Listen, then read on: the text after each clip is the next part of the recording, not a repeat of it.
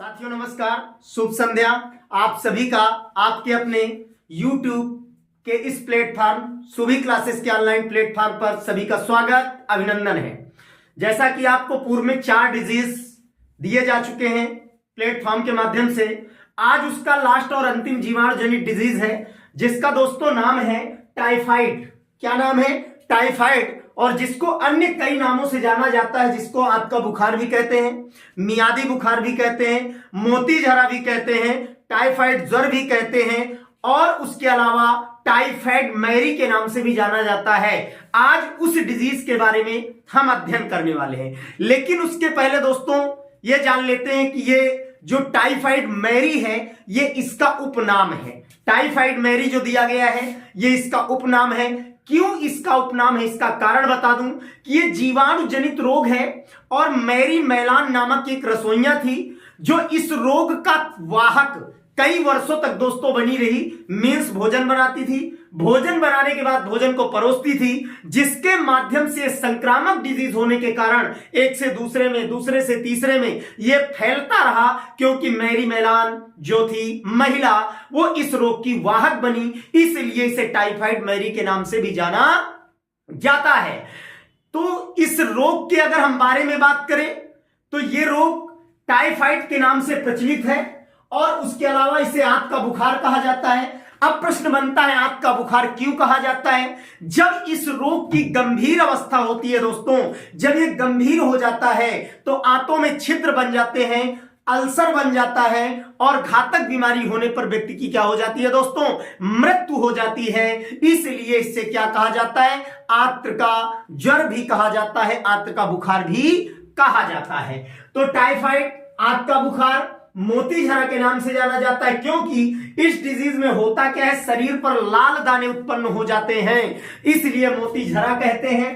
Typhoid ज्वर already, या उसके अलावा मियादी बुखार, टाइफाइड मैरी उपनाम मैरी मैलान के नाम पर जो रसोइया थी जो इसका वाहक बनती थी उसके आधार पर यह नाम दिया गया है। संक्रमण या संचरण की बात करूं तो संदूषित जल या संदूषित भोजन के माध्यम से इसका संचरण होता है। अर्थात कहने का मतलब है दोस्तों कि जो स्वस्थ व्यक्ति होता है वो संक्रमित हो जाता है अगर संदूषित भोजन का उपयोग या उपभोग करता है। जैसे पूर्व में हमने हैजा में पढ़ा था, हैजा में जाना था, सेम वही कंडीशन यहां पर दोस्तों लागू होती है कि संदूषित जल या भोजन इसका माध्यम बनता है संक्रमण का, और अस्वस्थ व्यक्ति के संपर्क में आने से या संक्रमण भोजन या जल के द्वारा होता है। तो ये रोगों के नाम हैं जो अलग अलग नामों से जाना जाता है। प्रमुख नाम है टाइफाइड, इसी को आंत का बुखार कहा जाता है, इसी को दोस्तों मोती झरा कहते हैं और इसी को टाइफाइड ज्वर कहते हैं, इसी को मियादी बुखार कहते हैं और टाइफाइड यानी मैरी उपनाम के नाम से जाना जाता है। रोग कारक की बात करें तो सबसे पहले साल्मोनेला टाइफी जो इसका बैक्टीरिया है, या साल्मोनेला टाइफोसा भी कहा जाता है। साल्मोनेला टाइफोसा भी कह सकते हैं, साल्मोनेला टाइफोसा या साल्मोनेला टाइफी के नाम से भी जाना जाता है। संक्रमण मैंने बताया संदूषित जल या भोजन के उपभोग करने से संक्रामक बीमारी होती है, बहुत ज्यादा उत्पन्न होती है।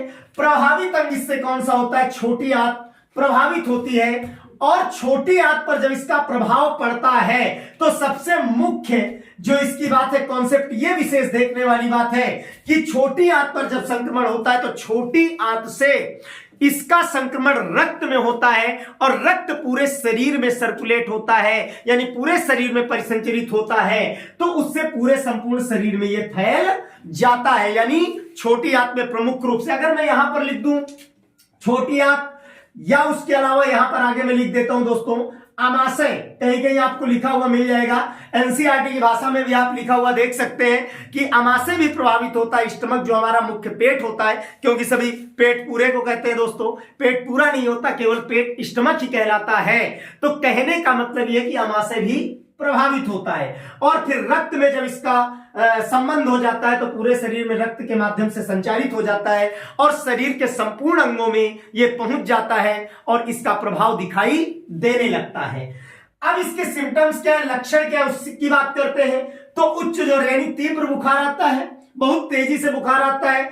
बुखार की जो तीव्रता है वो प्रमुख बात ध्यान देने की 39 से 40 डिग्री सेल्सियस, जबकि सामान्य शरीर का तापमान कितना होता है? 37 डिग्री सेल्सियस या 98.6 फ़ारेनहाइट होता है। तो यानी लगभग कहने का मतलब है कि 2 या 3 डिग्री सेल्सियस का तापमान बढ़ जाता है, जो इस तरह का बुखार बना रहता है। कमजोरी यानी शरीर कमजोर हो जाता है। आमाशय में दर्द, तो मैंने यहां बताया आमाशय में भी संक्रमण होता है, आमाशय में दर्द होता है, कब्ज उत्पन्न हो जाती है। और कब्ज होती क्या है? तो कब्ज की अगर बात करें, हालांकि ये मैटर नहीं है, कब्ज यानी मल का सूख जाना, पेट में गैस बनना और मल त्याग में कठिनाई होना, ऐसी जब स्थिति आ जाती तो उसे कब्ज कहा जाता है। पेट का न साफ होना और उसके बाद सिर दर्द होना, भूख न लगना और गंभीर अवस्था में आंत्र में छेद, छेद का मतलब यहां पर लिख देता हूं अल्सर, अल्सर यानी छेद हो जाते हैं, आंतों में अल्सर हो जाता है। और ज्यादा गंभीर अवस्था में मल के द्वारा ब्लड भी आने लगता है, यानी घाव हो जाते हैं या आंतों में छाले उत्पन्न होना, पेट के अंदर छाले बन जाना, घाव बन जाना, जिनसे मल के माध्यम से क्या होता है दोस्तों, रक्त भी आने लगता है, जिसे हमने पढ़ा होगा अल्सर, पेप्टिक अल्सर। तो अल्सर घातक बीमारी बन जाती है और रोगी की मृत्यु का द्वार दिखा देती है। क्यों? जब छेद हो जाते हैं तो समस्या गंभीर हो जाती है और रोगी की मृत्यु हो सकती है। ठीक है, ये लिखा गया है। और शरीर पर लाल दाने बन जाते हैं। तो इस तरह से इस रोग के सिम्टम्स हैं। अगर ऐसी स्थिति दोस्तों उत्पन्न होती है, 39 से 40 डिग्री सेल्सियस का तापमान अगर दिखा रहा है, मापन किया जाता है थर्मामीटर से, तो सावधान हो जाना चाहिए। अगर इनमें से कोई लक्षण दोस्तों दिखाई देते हैं तो सावधानी बरतनी चाहिए। और सबसे बड़ी चीज है, संदूषित जल एवं भोजन का उपभोग बिल्कुल नहीं करना चाहिए।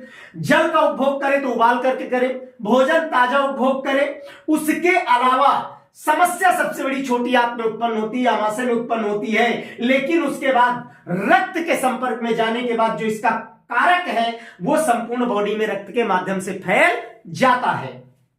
गंभीर अवस्था में मैंने कहा कि आंतों में छेद हो जाता है, अल्सर बन जाता है। गंभीर अवस्था में रोगी क्या हो जाती है दोस्तों, मृत्यु हो जाती है और शरीर पर दाने उत्पन्न हो जाते हैं। बहुत ही इंपॉर्टेंट बात है, बहुत इंपॉर्टेंट बात है कि इसका परीक्षण यानी इस रोग की पुष्टि किससे की जाती है? तो विडाल परीक्षण के माध्यम से की जाती है। जैसे एड्स आप सबने जाना होगा, यहां मैं लिख देता हूं थोड़ा सा, एड्स कभी पढ़ाऊंगा तो पढ़ाऊंगा तब बताऊंगा। एड्स एक्वायर्ड इम्यूनोडिफिशियेंसी सिंड्रोम्स, और इसका कारक क्या है? एचआईवी, ह्यूमन इम्यूनोवायरस, जिसके बारे में किसका परीक्षण किया जाता है? एलाइजा, एलाइजा परीक्षण कहलाता है। किसके बारे में? एड्स के बारे में। उसी तरह से टाइफाइड का दोस्तों परीक्षण विडाल परीक्षण कहलाता है। और उद्भवन अवधि जो उत्पन्न होने के या इसके प्रभाव के उत्पन्न होने का समय होता है 5 से लेकर के 20 दिन तक इसकी उद्भवन अवधि होती है दोस्तों इस डिजीज की।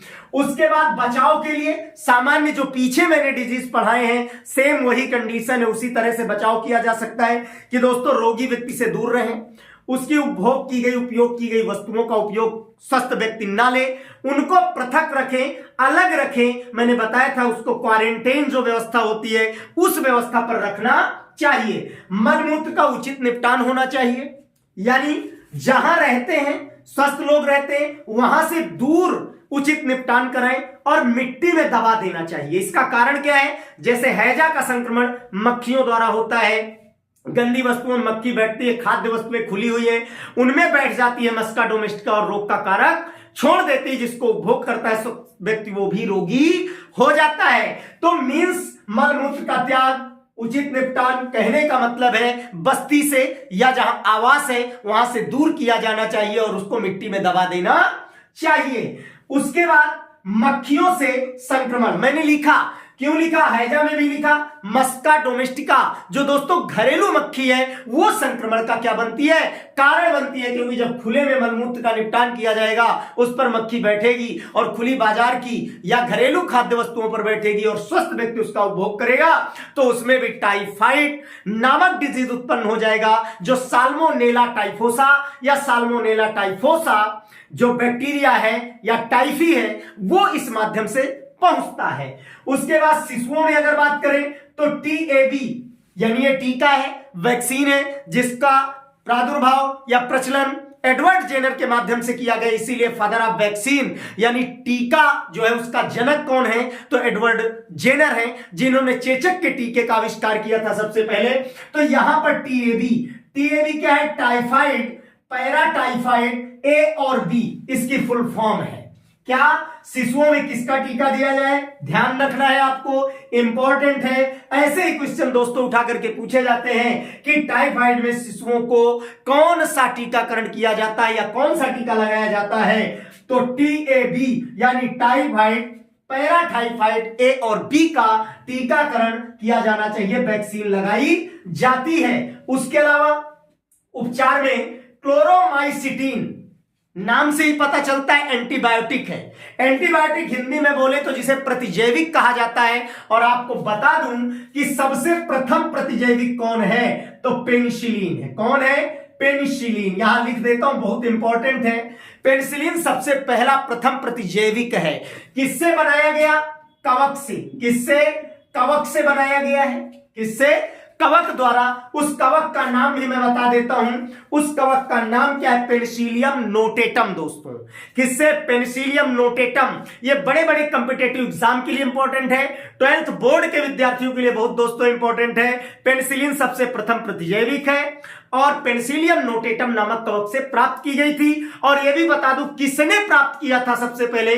तो एक वैज्ञानिक है, वो है अलेक्जेंडर फ्लेमिंग। कौन है? अलेक्जेंडर फ्लेमिंग नामक वैज्ञानिक के द्वारा प्राप्त की गई थी, बनाई गई थी, जो कि एक अनायास होने वाली घटना थी और एक घटना के दौरान पता चला और फिर युद्धों के दौरान इसका प्रतिजैविक के रूप में उपयोग किया गया। तो यहां पर देखें, क्लोरोमाइसिटिन कहा गया एंटीबायोटिक का उपयोग किया जाए। उसके अलावा जहां ऐसी दवाएं हैं वो सारी की सारी प्रतिजैविक होती है। क्लोरोमाइसिटिन है, टेट्रामाइसिन है, एरिथ्रोमाइसिन है, ये सभी। अब प्रश्न बनता है, कुछ लोग सोच रहे होंगे कि प्रतिजैविक या उसी को कहते हैं एंटीबायोटिक होती क्या है? तो सीधा प्रतिजैविक या एंटीबायोटिक वह औषधियां होती हैं, ध्यान से सुनेंगे सभी दोस्त। प्रतिजैविक या एंटीबायोटिक वह औषधियां होती हैं जो किसी रोग के रोगाणुओं को मार दें या उनकी वृद्धि को नियंत्रित कर दें, यानी रोग कारक की वृद्धि ना होने दें, उनकी वृद्धि को रोक दें या रोगाणुओं को नष्ट करने में सक्षम हो। बस उन्हीं औषधियों को क्या कहा जाता है? प्रतिजैविक या एंटीबायोटिक कहा जाता है। तो दोस्तों आज का ये लास्ट और अंतिम वीडियो था जो 12th क्लास के स्टूडेंटों के लिए बहुत इंपॉर्टेंट है और रीट लेवल सेकंड के सिलेबस में है और जिसकी मैंने संपूर्ण जानकारी दी दोस्तों। तो आज ये टाइफाइड था, उसके बाद अन्य डिजीज लेकर के आऊंगा, अन्य रोग लेकर के आऊंगा। तो दोस्तों अगर वीडियो अच्छा लगे कमेंट करें, लाइक और सब्सक्राइब एंड शेयर जरूर करना ना भूलें। तो सभी को धन्यवाद, नमस्कार, फिर मिलूंगा नेक्स्ट वीडियो लेकर।